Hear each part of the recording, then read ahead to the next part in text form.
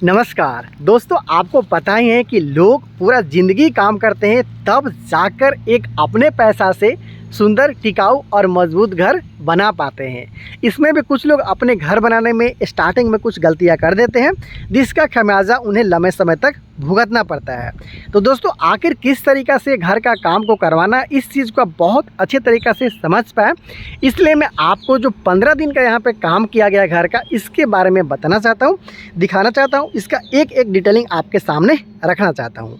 दोस्तों, आपको पता है कि घर बनाने के दौरान अगर आप अपने घर के हॉल का साइज़ में, रूम का साइज़ में, या फिर जो भी आपका डाइनिंग एरिया वगैरह है उसमें गलती करते हो तो वो चलता है, लेकिन घर का किचन, टॉयलेट, बाथरूम के साथ में जो सीढ़ी बनाने का काम होता है उसमें अगर आप गलती कर देते हो तो उसमें वास्तु दोष भी आता है और लंबे समय तक आपको इसका खमियाजा भुगतना पड़ता है। ज़्यादातर गलती स्टार्टिंग में ही लोग करते हैं, इसलिए आप इस काम को देखिए और अपने बनने वाले घर के लिए आइडिया लीजिए। दोस्तों, इस बनते हुए घर का अगर साइज़ की बात कर लिया जाए तो इस घर को 30 फीट बाई 40 फीट मतलब 1200 स्क्वायर फीट में बनाया जा रहा है, जिसका काम घर के प्लिंथ हाइट पे जो बीम दिया जाता है यहाँ तक कर लिया गया है। ये ब्रिक वर्क आप देख पा रहे हैं या फिर कॉलम का कास्टिंग है, इसे आप देख पा रहे हो कि जहाँ पे बीम का काम किया जाना है, बीम का ढलाई किया जाना है, उसके नीचे तक कंप्लीट कर लिया गया है। दोस्तों, इस घर का कॉलम और बीम का अगर साइज़ के बारे में बात कर ली जाए तो मैं आपको डिफरेंट एंगल से वहाँ से जाकर दिखाना चाहता हूँ कि किस तरीक़े से यहाँ पे काम को किया गया है। तो दोस्तों, जहाँ तक आप देख पा रहे हो कि 10 से 12 दिन का काम अब तक हो चुका है और जो भी इस घर के लिए कॉलम और बीम का काम किया गया है, पहले इसके बारे में जानते हैं, इसके साइज़ के बारे में जानते हैं।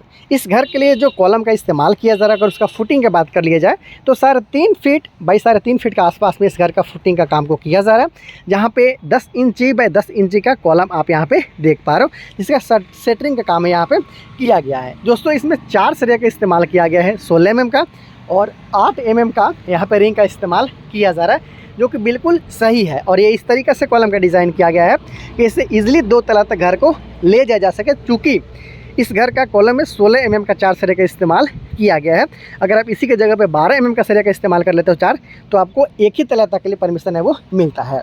तो देखिए, इस तरीके से घर का जो प्रत्येक फुटिंग है उसका काम कर लिया गया है और इस तरीक़ा से ये जो ब्रिकवर्क का काम है वो कॉर्नर पे स्टार्ट हो चुका है, आप देख सकते हो। हालांकि यहाँ पे इस तरीके से जैसे वहाँ पे ब्रिकवर्क किया गया है उसको इस तरीके से ब्रिकवर्क करते हुए लाया जाएगा।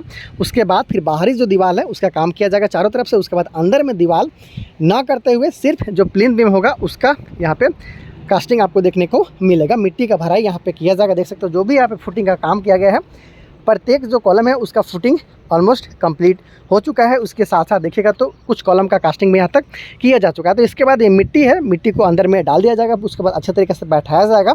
उसके बाद में फिर प्लिंथ बीम का काम है वो किया जाएगा।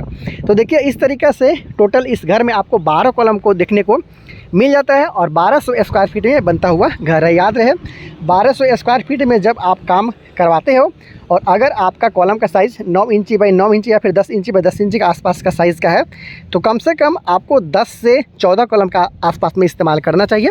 अगर आप 9 इंच बाई 12 इंच के कॉलम का इस्तेमाल करते हो तो 10 कॉलम में भी आपका काम है वो चल सकता है, या फिर 9 कॉलम में भी काम है आपका चल सकता है। तो इस तरीक़े से ये किया गया काम है। आपने देखा कि किस तरीक़े से अब तक का इसका काम है वो किया गया है। एक बात और आप देखेंगे, जब भी कॉलम का कास्टिंग करेंगे फुटिंग के बाद में, तो धागा से आपको मिलाना होता है, बिल्कुल सीध में आपका जो कॉलम है वो आना चाहिए अगर डिज़ाइन इस तरीक़े से किया गया है। तो यहाँ पे भी आप देख सकते हो कि लगभग सारा कॉलम है वो बिल्कुल सीध में नज़र आ रहा है, इस तरीक़े से आप देख सकते हो। तो ये सारा चीज़ आपको स्टार्टिंग में ही देखते रहना होता है ना। तो कई बार ऐसा होता है कि कॉलम का कास्टिंग इधर उधर लोग कर देता है, उसके बाद फिर बाद में जो कल मारना पड़ता है, जो सरिया उसको टेढ़ा या फिर आरा तिरछा करना पड़ता है, तो ऐसे में आपका घर उतना मजबूत नहीं होता है।